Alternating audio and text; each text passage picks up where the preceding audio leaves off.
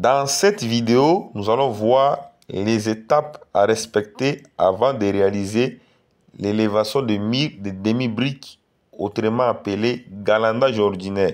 Vous devez savoir que le bâtiment en question, c'est système poteau-poutre. Cela veut dire on a réalisé semelle, poteau, poutre, on a coulé la dalle. On monte encore des poteaux, des poutres, on coule la dalle. Peut-être on réalise 10 niveaux. Une fois terminé, c'est là où on va maintenant procéder par le remplissage des murs.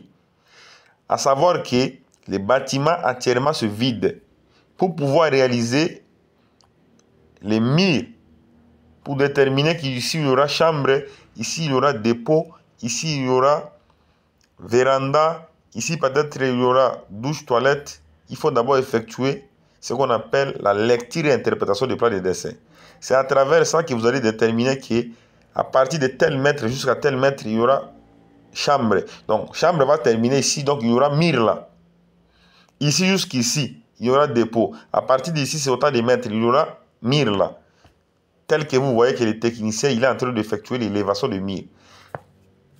Quand il est en train d'effectuer l'élévation de mur, il a d'abord les matériaux de construction disponibles au chantier, comme briquet, nous avons ciment, nous avons sable, nous avons le bois qu'il est en train d'utiliser comme échafaudage qui est au-dessus de ça.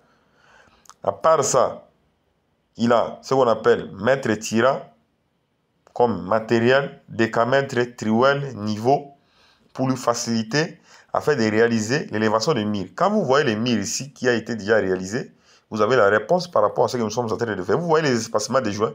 Il est déconseillé de mettre l'espacement des joints plus de 1 mètre, 1 cm plutôt.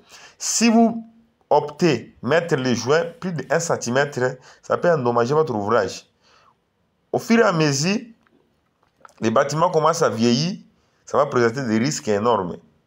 Parce que l'espacement des joints, si c'est trop grand, il y aura ce qu'on appelle l'apparition de fissures. Quand il y a trop du soleil, le bâtiment va commencer à chauffer. Si et seulement si le joint est tellement grand, il y aura ce qu'on appelle quoi, les retraits. Lorsqu'il y aura les retraits, il y aura les fissurations qui vont apparaître au niveau des murs.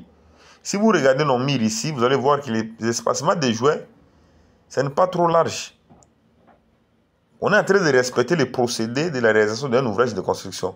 Parce que quand vous effectuez l'élévation de murs de galandage ordinaire, vous devez savoir que ce n'est pas de la même manière où vous effectuez les travaux de l'élévation de murs d'une brique. Quand on parle de murs d'une brique, donc on a deux murs, on a deux briques qu'on a collées. On met un brique, ça fait deux briques. Et le mur, ça sera assez grand par rapport au mur de demi-briques. Donc le mur de demi-briques, on utilise les briques, seule brique qu'on utilise. Tandis que les murs de deux briques, on utilise deux briques. Vous allez voir que peut-être si le mur de demi-brique, l'épaisseur c'est, par exemple, l'épaisseur de 10 cm, le mur de demi-brique, ça sera 20 cm plus joint, peut-être ça sera 21. Vous voyez là où il y a la différence. Quand le technicien il est en train d'effectuer les travaux, il est en train de vérifier aux alentours pour voir est-ce que réellement le mortier est entré au niveau des joints. Il faut apprendre à mettre les mortiers à l'intérieur des joints pour relier des briques et les solidifier. Là, nous sommes justement au chantier pour le remplissage de nos murs à demi-briques que nous effectuons ici. Comme vous voyez, le technicien il est en train de mettre le mortier et puis le petit là, il est en train de servir le brique. Lui prend rien que le brique directement, il est en train de poser. Il prend le brique, il est en train de poser. Mais à savoir qu'il y a un autre technicien qui est en train de servir le mortier. Les aides-maçons plutôt. Le petit il est en train de servir le brique. Mais le technicien qui effectue le travail de l'élévation de murs là-bas, il a d'abord ce qu'on appelle ficelle. Il a réalisé d'abord le coin de l'autre côté, il a réalisé aussi le coin de l'autre côté. Maintenant, il a mis ficelle. C'est à travers le ficelle à question, on appelle ça corde. Le fil que vous voyez là, qui lui permet à savoir que je dois monter le mur jusqu'au niveau des ficelles à question pour que le mur ne puisse pas être incliné ou oblique. Le petit ici, il est en train d'effectuer rien que des travaux de manutention. Il est en train d'effectuer les travaux de ramenage de briques pour permettre à sorte que les techniciens puissent effectuer le remplissage des murs. Mais je leur ai dit que c'est strictement interdit que les petits à question puissent être au chantier parce que c'est très risqué pour lui. C'est une façon de sacrifier le petit. Son père m'a dit qu'il est en train de former son petit. Les jours où il ne sera pas là, que le petit soit en mesure de travailler lui seul. Je lui ai dit que le petit n'a pas l'assurance. Il ne peut pas exercer dans le secteur BTP. Parce que si les briques et caissons renversent sur le petit, il y aura un problème qu'on va avoir sur le chantier. Il m'a dit que si l'enfant là mange aujourd'hui, il a la santé qu'il a, c'est l'argent qu'il lui il est en train de travailler ici qui nourrit l'enfant. Moi je dis c'est votre affaire. Nous, on évolue avec les explications sur l'ouvrage. Nous avons aussi des bois. On utilise des bois pour classer, à faire en sorte de savoir que c'est ici où le mur va se limiter. Et on va mesurer les bois là par les niveaux arbitraires pour savoir que le mur est tout droit. Et nous procédons par le remplissage de nos murs. Comme vous voyez là, le technicien va effectuer les travaux de remplissage des murs jusqu'ici, là où il y a les planches à question. Vous allez voir que tout là, ça va se remplir.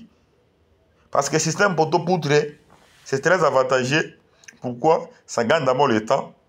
Vous effectuez d'abord le nombre de niveaux et c'est par après vous commencez par le remplissage. Tandis que le système normal où vous réalisez fondation, vous élevez les murs, vous coulez, vous réalisez les fondations, vous coulez, vous réalisez les murs, vous coulez, ça prend beaucoup de temps. Une fois que la pluie tombe, vous n'allez plus progresser avec les travaux. Vous allez se limiter, vous serez bloqué. Tandis que le système poteau-poutre, c'est bien, c'est très avantageux. Lorsque vous effectuez les travaux, si et seulement si par exemple il y a la pluie, vous pouvez stopper là-bas, vous venez effectuer le remplissage des murs. Ça va faciliter en sorte que le travail puisse aller de l'avant. Si vous voyez d'abord l'aspect esthétique de notre bâtiment, la façon dont mes techniciens ont élevé les murs, vous avez la réponse. Vous allez voir que les murs en question, c'est tellement petit comme ça, mais c'est bien respecté. Regardez les joints, regardez aux alentours de notre bâtiment pour savoir le professionnalisme que nous utilisons pour pouvoir réaliser les murs de galandage ordinaires. Les murs de galandage ordinaires, c'est très difficile parce que vous utilisez seule brique. Vous utilisez une seule brique. Tandis que le mur de demi-brique, d'une brique plutôt, vous allez réaliser 2 briques. C'est très facile et ça part rapidement. Tandis que le mur de galandage ordinaire, il y a des normes à respecter. Vous ne pouvez pas réaliser plus de 8 assises dans une seule journée. Pourquoi? Le mur va commencer à bouger.